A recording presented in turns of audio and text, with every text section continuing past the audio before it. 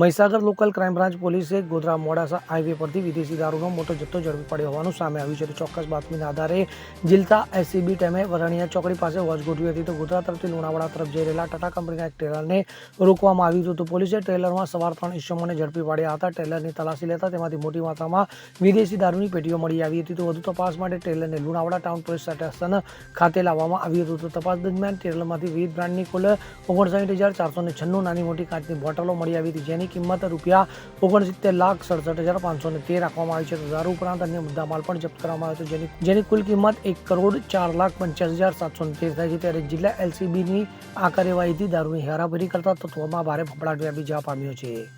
સંદીપ દેવાસરી સાથે CN24 news, Mahisagar. હવે જુઓ દેશ દુનિયાની તમામ ખબરો તમારી આંગળીના ટેરવે.